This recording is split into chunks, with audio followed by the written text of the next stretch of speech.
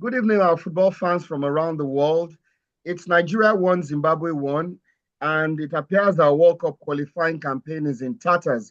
And with me to unpack that and so many more that happened at the uh, Oh dear.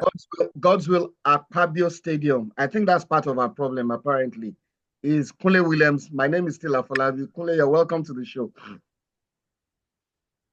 Yeah, very disappointing. Um, if we're going to play like that, then if we're going to be that weak against Zimbabwe at home, then I don't know what we've gone to the World Cup to, what we're planning to do in the World Cup, because that was not very good. We should have scored more goals. We're a stronger team. They looked as good as us. They actually should have won it because they hit the crossbar. They hit the crossbar, the ball bounced, almost went over the line, and we were very lucky. There was another couple of chances that the goalkeeper managed to pick up. I don't know whether it's that the defense is not very disciplined. And in attack, a very irritating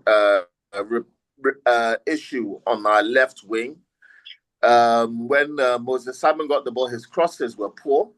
And then sometimes you get the ball, and as he's going forward, instead of cutting in, he's drifting out wide. And when he drifts out wide, he's trying to cross the ball in, and you've got about four Zimbabwean defenders, and then you've only got two strikers that you're trying to target. Um, we had the better players. That's what led to us scoring that goal. Kudos to Abracadabra. That's what I'm going to start calling him. That's Good evening. the striker. Good evening, Warith. Welcome to the show. Yes, I like. Yeah, welcome, Warith. So Abracadabra managed to create a nice little assist for Osimhen to put away. Apart from that goal, I don't actually think we created that much problem. Zimbabwe actually deserved a draw. They probably deserved a bit more. So I'm actually quite disappointed with Nigeria. We did not perform as well as we could have done. And we have this history of not doing well at home. We've been struggling at home in quite a few games recently. So if that's going to be the case, well, I hope we pick up an attack. And we need better. We need a better organized defense. So that's where I'm going with that. Yes, I What do you quite agree think? with you. Your analysis are quite spot on. And I don't know where we're going to go with that kind of defense at the World Cup. I mean, it was like hot knife through butter. Our defense was like Swiss cheese. And one thing that really upset me was the physicality from the Zimbabwe players. How on earth we couldn't match that was very annoying. And I felt that the return of Wilfred Ndidi would have put a little bit of steel in our midfield and balance, but it doesn't look like his return has changed anything much. And also in the attacking third, we don't seem to have people who can finish the ball apart from Victor Osimhen. And like you rightly mentioned, Moses Simon keeps making his strikers to guess. You don't know when he will dribble and cut back, and you don't know when he will cross the ball. So it makes keep the strikers waiting. Yeah, it keeps the strikers waiting, and the strikers don't know when to go for a headed cross or when to stay back and wait for a cut back. So they were all at sixes and sevens, and it's so annoying. And then to think that he's one Malian that is coaching Nigeria, is this the best that we can possibly get?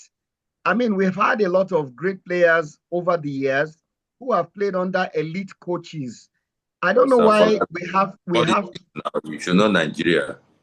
I mean, if we are continuing to hire people who would do deals with the NFA and not give us what we want, I mean, we're not going anywhere fast soon. I don't know what your thoughts are, Warif. Okay, number one, like Mr. Kunle brought it up first. Moses Simon, when I was watching the game, he was always drifting to the wing towards the corner flank before pulling out the ball. You delay a lot. It was always sometimes when I was watching the match, I was even angry. Pull out this ball for this striker. Then also the coach need to work on his midfield. You don't just sometimes when the work coming from the flank is not working, you change your tactics, see how you can penetrate from the central midfield. Then also for what's it called? our defensive midfielder, what's his name, Ndidi, he needs to do more. It's not like I said when they played the first match, the other game against Rwanda that they won 2-0. I was watching him in Declan Rice. He gave an assist for what's it called for Hurricane to score a goal. So you need to press, and Declan Rice even went into the 18 to pull out the ball. So this idea of, and he would have won this match even because there was a game, a ball that they gave to Ndidi, just ballooned the ball over the what's it called, over the post. Yeah, that And was a very also, good opportunity. yeah, and also our coach, they need to tell these players when they are playing qualifying series, they are not playing against European teams. This is African football. I don't know if you watch South American football, like Brazil, Colombia, Argentina. You see the way they play. When you go to World Cup, you cannot play that European football, but this is African qualifier. So you need to be more physical. And again, where we lost this match by drawing the game is that when it was 1-0, instead of us continue pressing and playing tactical game, the crowd was should I say the crowd? They played to the gallery of the crowd. They were doing they're just taking their time, thinking that winning by a goal is not a game. So and they were punished for it. So the coach really need to do a lot of work to do. I think he needs to try and get another defensive midfielder that is a box-to-box midfielder that can also create chances. Look at them, Marino. Marino, he's a defensive midfielder, but I think Mikel Arteta maybe have seen the instinct that this guy he has been delivering even in their national team. He got an equalizer, I think, against Netherlands in the first leg. So the coach need to really work on some of our players, get more players. Without them, what's it called? Without Victor Osimhen, when he left, it's like the whole tempo just dropped. It's not supposed to be like that. Yeah, I agree with you. And if you look at teams like South Africa, they don't have the sprinkling of They seem to have good possession. Yeah, I think basically what our problem is when they get to the final third, they don't have the creativity to walk the ball into the net. I think the problem is in the final third, the creativity to string passes and then create something that will result in a goal. I think that's where the problem really is. Because if you look at South Africa and all these other African countries, they're able to coach their team to be cohesive. But where the problem is that they don't have the talent that Nigeria has. They don't have the sprinkling of stardust. They don't have the X factor. Yeah. And if we didn't have Osimhen in our team, where would we be in the last two games with this poor performance we have put up as a team?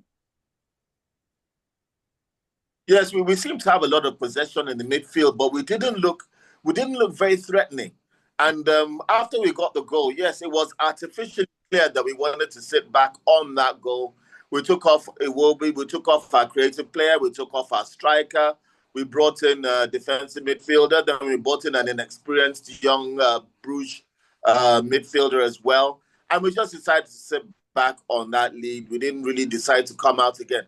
And clearly, immediately we conceded that goal and there was no time to come back. We now suddenly started trying to score a second goal and we could have very easily got caught off guard. I think that they were not playing that game at the correct gear. It looked like a better team that wasn't trying. We were a better team that wasn't trying. We were playing with arrogance and yes, we were playing to the gallery a bit. We could have been, we lacked professionalism in that game, because we had enough of the ball in midfield to do something good with the ball. We didn't look like we outclassed Zimbabwe. It looked like it was a 50-50 game, even though it was clear. Zimbabwe didn't have that much of the ball. They couldn't get the ball off us. We had a lot of the ball. We had the structure. We were just fucking about. And like you rightly mentioned, we were no sense of purpose. We were lucky not.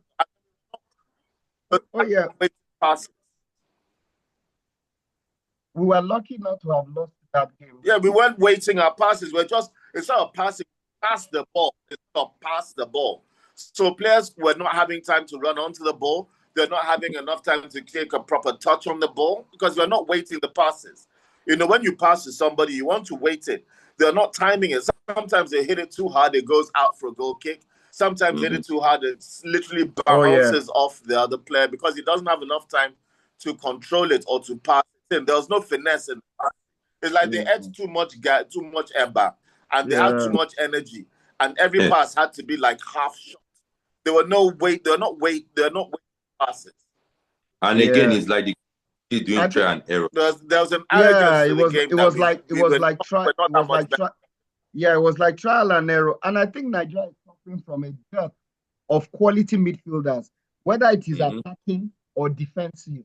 If the Wilfred Ndidis of today go away and the Alex Iwobis of today are not there anymore, who do we have to call upon that can Victor put in that midfield to secure that midfield, to make it really solid?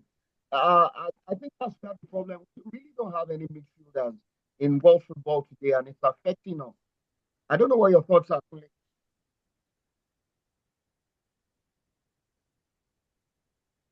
Yeah, Kule.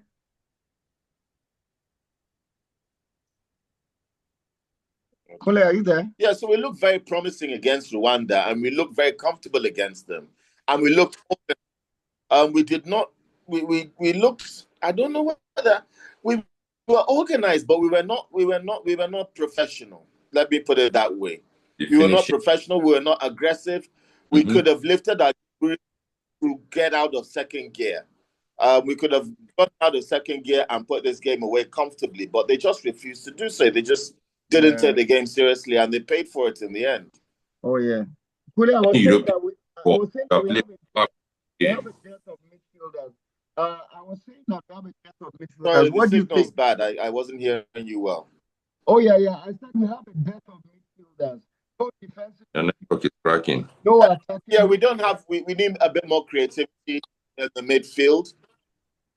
Yeah, we don't have a good attacking midfielder, and I just don't like what Moses Simon was doing on that left wing. He was very irritated because he was getting a lot of purchase on that left flank. The goal came from the left side, but Moses Simon wasted a lot of opportunity.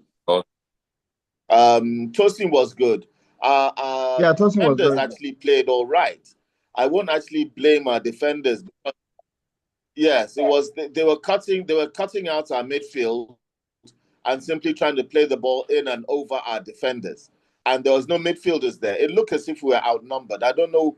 A lot of our midfielders didn't know where they were or what they were supposed to be doing. It looked a bit disorganized. And they always outnumbered us when we tried to put the ball in the box. They were always really twice the Zimbabwean. Yes. Crossing was appalling. The crossing was appalling. So considering the number of chances we got to cross the ball, the quality of the crossing was really, really bad. I was very disappointed in that. Too often, they would just go straight out. They would just die, you know. Or I think our chance is over. We still stand a chance. Warif. Yeah, I didn't get you. I said, do we still stand a chance, or it's over? Right. What are your thoughts? Right now, it will be based on mathematical calculation. For if South Africans, if they can drop points, and Rwanda. But and we are still going to play these guys, so it will be very. I'm not even excited about such a team going to the World Cup, because if we're going to play like that, qualify for the World Cup, what are we going to do there? Yeah, exactly. You know, that's not an exciting team. I'm not looking forward to going there like that and then go and play 3 games, lose and draw 1 and come home. Raise your hope. That's an also ran team.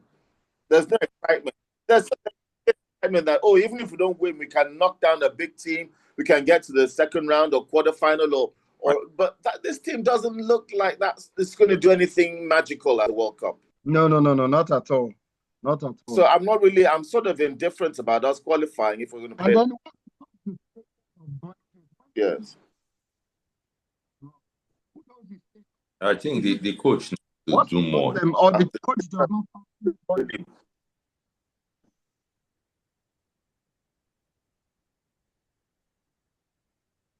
Kole, are you there? I think the network is bad. Okay, I said, what's the hope for Boniface? Is it that he doesn't get? The line is working and it's fading. I think the coach is substandard. I think that's a substandard coach. I think that the type of players that we have that play in European leagues need a European league-based type of coach that can play better. I think the Malian coach is playing some kind of African style of football that doesn't really suit our players. We're a better team than that. I didn't like the way we played. It wasn't exciting. Even if we'd won that game 1-0, it wasn't exciting. It almost felt like Mourinho ball when he started doing nonsense at the end. It wasn't. It didn't feel like we were going to start scoring loads of goals and shining. It felt like we were just getting through that. Why haven't we had Boniface playing for us? Is he injured or something? That's what I was saying. It's fine. I think we had the strikers. I won't blame the strikers. The strikers were actually all right. The problem was that left wing. It was that left wing and that midfield. That's the problem we had. And that midfield, it comes down to organization and good management. A good midfield will show how good a manager is. But I mean, no matter how good a manager is, if you're not going to try, there's nothing that a manager can do to make players make an effort. But I think they took a lackadaisical approach to the game. We were a better team. I could see that we were individually better. That was obvious. We shouldn't have struggled like that.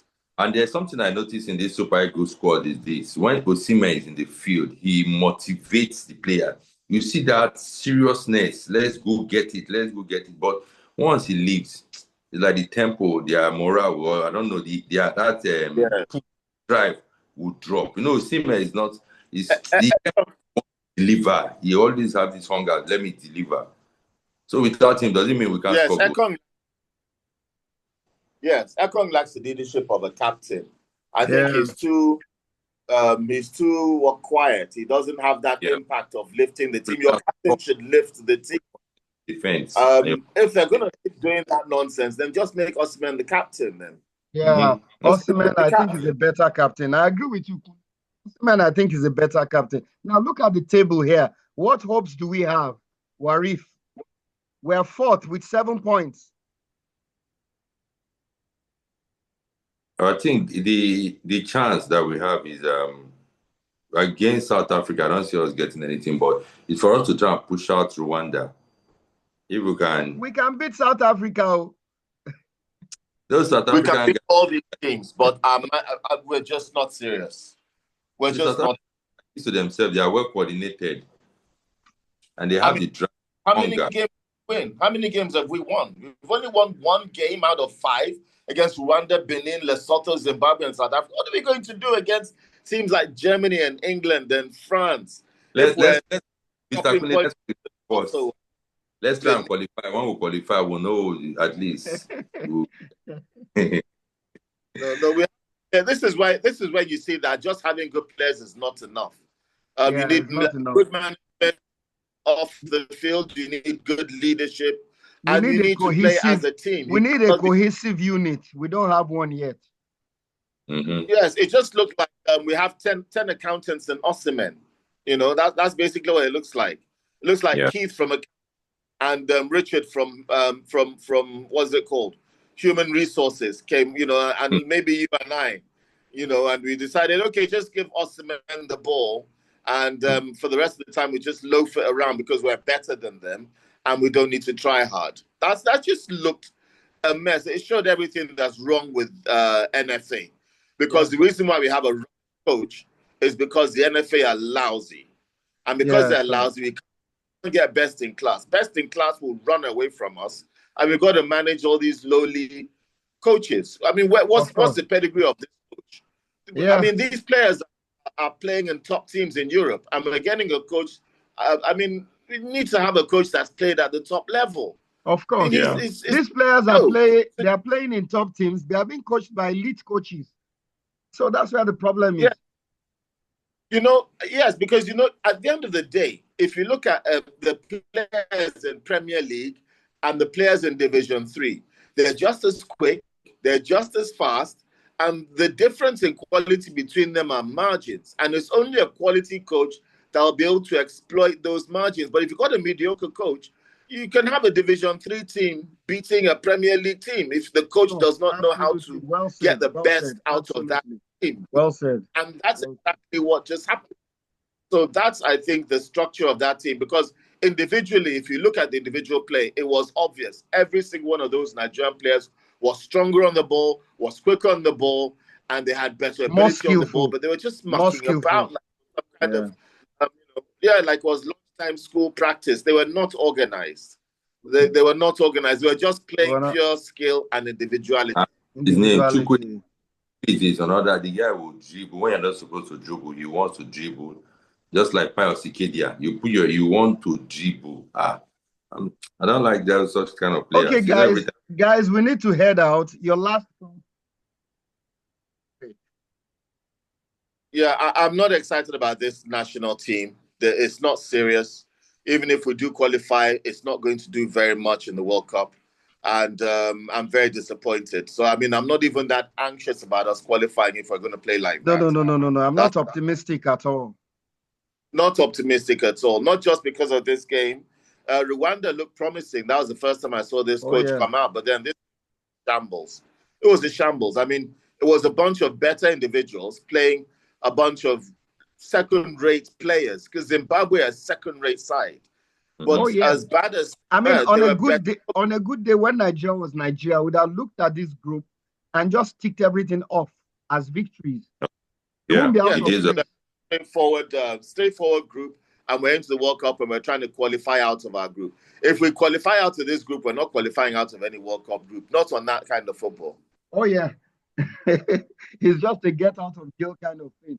Warif, your last thoughts as we round up. I have to go and buy a house of Ghana shirt or something. I'm not Ghana. I'm not Ghana. They're not. I don't know who I'm going to go for now. It's a mess. Warif, your last thoughts. Need to get more younger players, more creative players, mostly in the midfield. Okay, it's been a wonderful show. We have the players. We don't have the management. Yeah, we don't. Easily, hands down. Shouldn't be close.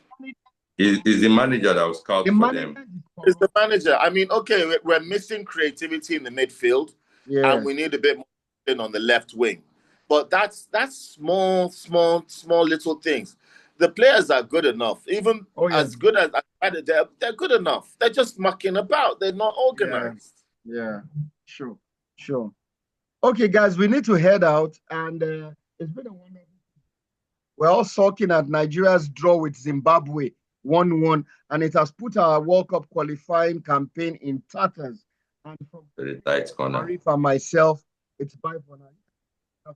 Good night, guys. Bye.